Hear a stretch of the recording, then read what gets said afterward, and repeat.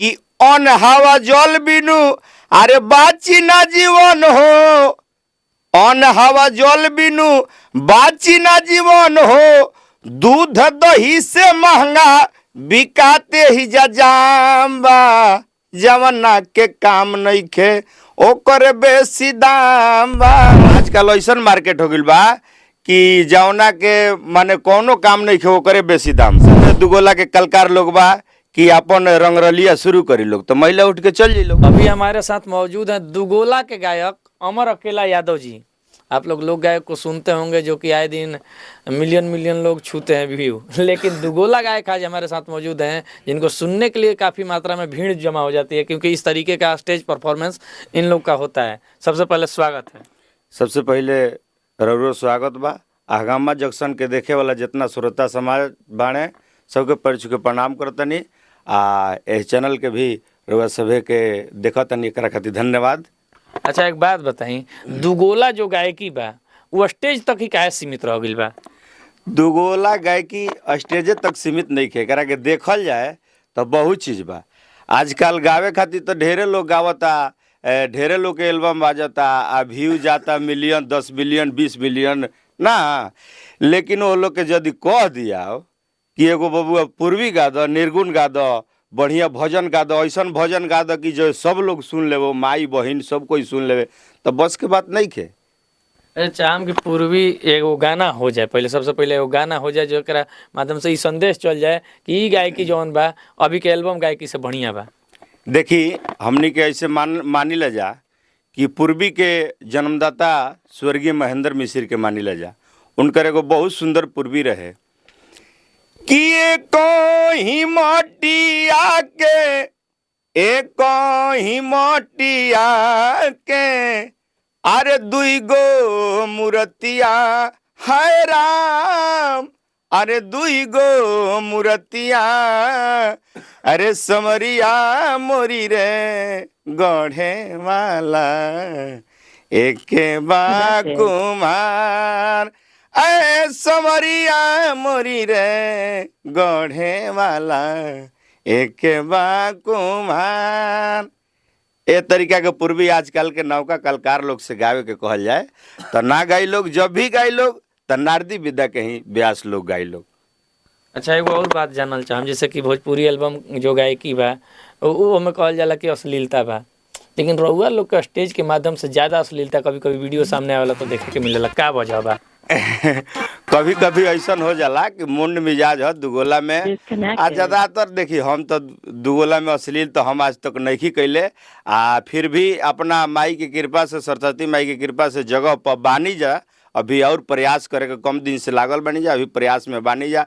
कुछ लोग ऐसा कलकार बा लोग जैसे नाम का धैल जाओ, नाम धैला पर तो कुछ हल्का लागी, लेकिन कोनो हम गाड़ियों नहीं देत, नामो धर सकतनी। तो नाम धरे में का? हाँ अभियंता जी बानी और ई प्रदुमन वगैरह लोग बा लोग, रोशन राज वगैरह लोग, एगो ई बाणे मुकेश लोथा जी, लोग इतना ना माने नारदी विदा में इतना ना गाली गलौज दादी मतारी कह देता लोग कि बहुत। दादी मतारी देखिए भोजपुरी में भी जो एल्बम गाना बा ओमे भी जो कुछ चीज बा वो पर्दा के अंदर बा, मान ली कहल जी डायरेक्टली ना होला, लेकिन ई लोग के जो नाम जितना लोग के धैनी, ई लोग के जो दुगोला होला जब तो स्टेज पे जितना भी कार्यक्रम में देखो तो हम मतलब ऊपर से नीचे तक आदमी के खोल के रख देवल जाला, हर गंदा वर्ड के प्रयोग कइल जाला। हालांकि सब ना चाहिए। देखी हमनी के एगो व्यास कलाकार जे समाज के दर्पण बा, हम रउआ के 5,000 जनता बैठल बना तो केहू के नहीं जानत, केहू पर हमारा ध्यान नहीं कि उनका पर ताकत तनी के नहीं ताकत, लेकिन 5,000 जनता एगो कलकार पर ताकेला। ऐसे हमनी के कर्तव्य बा कि जौन भी मुंह से बोलो आदमी वैसन बात मत बोलो कि केहू के बुरा लग जाए। ऐसे कबीरदास जी एगो कहले बानी कि ऐसी बानी बोलिए मन का आपा खोए, औरन को शीतल करे आपहू शीतल होए। ऐसा शब्द ना बोले के चाही, हम इहे प्रयास करब। अच्छा एगो और बात जानल चाहम, रउआ लोग के प्रोग्राम जे तरीका के होखेला दुगोला, का में महिला आवेली जा कि ना देखे? एकदम आवेली जा महिला देखे खातिर, महिला एकदम आवेली जा। महिला ये लोग देखे ली जा जे तरीका के स्टेज पे दुगोला चलला उ देखे। कुछ ऐसा दुगोला के कलकार लोग बा कि अपन रंगरलिया शुरू करी लोग, तो महिला उठ के चल जी लोग। हमनी के जब गाई ला जा तो हम देखी कमलवास कुंवर के शीश हैं, भोजपुरी के जरा के सम्राट मानल जाला, हमनी के जब गाई ले जा तो महिला लोग भी बैठ के सुने लोग। तो उ लोग तो कहलन जा कि जे लोग जेकर नाम धैनी जे अरविंद अभियंता जी भइलन या फिर बुढ़वा व्यास कहलन, उ लोग भइलन, उ लोग को तो कहलन जे कि अगर हम रामायण के चौपाई सुनावे लगी तो सुबह तक चाय पिए वाला खोजे लगम तो चाय पिए वाला ना मिलियन हमारा गाँव में। आपन आपन कहे कि आपन आपन गावे के शैली भाई। अब का उ लोग कहत लोग का नहीं के कहत लोग, अब ऊपर ढेर टिपना टिप्पणी कइल ठीक नहीं खे बुझाता। हमनी के जौन अपना एगो आजकल ऐसन मार्केट हो गइल बा कि जौना के माने कौनो काम नहीं खे ओकरे बेसी दाम बा। गायत्री बाबा आज से लगभग 82-83 में कहलन कि जवना के काम नहीं खे हारे वो करे बेसी दाम बा, जवना के काम नहीं खे कि अन हवा जल बिनु अरे बाची ना जीवन हो, अन हवा जल बिनु बाची ना जीवन हो, दूध दही से महंगा बिकाते ही जाम बा, जवना के काम नहीं खे ओकर बेसी दाम बा, जवना के काम नहीं खे। ये सब एक और बात है, जैसे कि देख रहे होंगे एल्बम जितने लोग भी करते हैं भोजपुरी इंडस्ट्री में, उनके पास फॉर्च्यूनर और महंगी महंगी गाड़ियाँ और उनका टूर भी होता है, अच्छा अच्छा प्रोग्राम भी होता है। आप लोग को उस तरीके का स्टेज क्यों नहीं मिल पाता है, क्या कुछ वजह है? देखिए हमनी के मिट्टी के कलकार हैं जा, हमनी के उ ठीक बा फॉर्च्यूनर से घूमत लोग, लेकिन फॉर्च्यूनर से घूमत लोग यूट्यूब से पैसा कमा के। हमनी के लोग काहे नहीं खींचा कमा पाओ यूट्यूब से? ठीक बा यूट्यूब से नहीं खींचा कमात, लेकिन हमनियों के कमाए के अलग तरीका बा। अब वो लोग से कह दिया कि बाबू आओ 10-9 बजे प्रोग्राम स्टार्ट करो, 4 बजे तक तहरा गावे के बा, तो वो लोग है फेफड़ावा जवन बा नु फाट जाई। तो अब डिमांड उन लोग के ज्यादा बार हुआ लोग से काहे ऐसा होता है? मान ली कि दर्शक के बीच आप लोग जगह क्यों नहीं बना पा रहे हैं? हमनियों का ऐसा बात नहीं है, दर्शक के बीच जगह बा, वो लोग यूट्यूब पर बा। कईगो माने हमनी के लगातार जो प्रोग्राम होखे लगेला, एक आध महीना बीच में गैपिंग रहला, ये ठंडा में बैठारू में आ बरसात में एक आध महीना प्रोग्राम होखे लगे, तो लगातार प्रोग्राम चैत में, लगन में, हर चीज़ में, मरनी में, जन्मदिन में, हर चीज में हमनी के प्रोग्राम होला। तो कहाँ हमनी के पीछे बन जा, हमनी के तो ना समझ ले जा कि पीछे बने जा। तो लेवल के पैसा काहे नहीं खींचा कमा पाओ? लौके के चाहिए नु पैसा। आज देखिए एल्बम कह के लोग कहाँ से कहाँ पहुंच जाते हैं, चुनाव तक लड़े लगते हैं, चुनाव भी जीते हैं, पावर पॉलिटिक्स और पैसा तीनों। लेकिन रउआ लोग के ब्यास लोग में कतना ब्यास जनी बाणे जौन की पावर पैसा पॉलिटिक्स तीनों चलता जौन लोग भी बहुत बड़े हमारे गुरुए जी बने कि 4 टर्म से जिला परिषद बने, स्कॉर्पियो रखल बड़े, फॉर्च्यूनर रखल बड़े, इनोवा रखल बड़े। अब का कहे के बा। अच्छा ये बताएं भैया कि ठीक बा फॉर्च्यूनर से घूमत लोग साल में 4 गो प्रोग्राम होके, तो ओकर का वैल्यू बा? यूट्यूब वाला नु यूट्यूब से पैसा कमात रह, अब मार्केट में कोनो वैल्यूए नहीं के। हमनी के कहल चाहते हैं कि मार्केट में जौन एल्बम लोग करता है उ लोग कोनो वैल्यू नहीं के।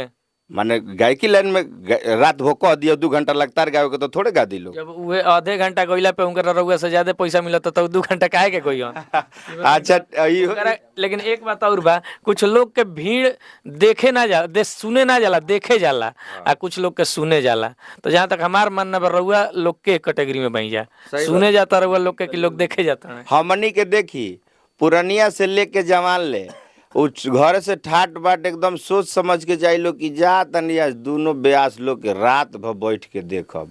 आ वो लोग के कब ले मार्केट बा जाई लोग फलना में।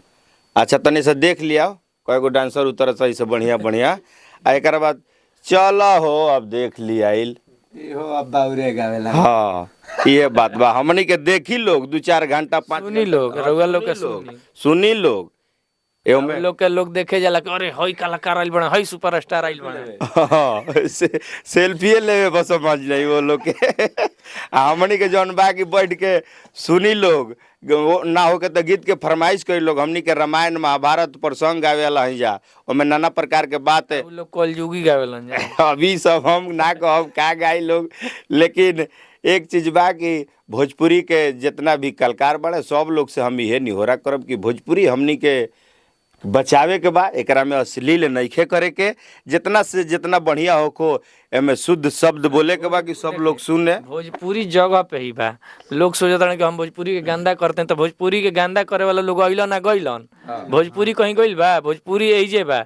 आ जे बढ़िया गइले बा उहे बा मार्केट में, उहे रही हमेशा ही। क्या खराब गा ना, खराब गा ना तो चल जी। सही बात बा, सही बात बा। इरा और बहुत एक नंबर बात बा कि आंधी असाइल तूफान अस गइल तो ढेर लोग आइल, ढेर लोग आइल, हमनी के देखनी जा।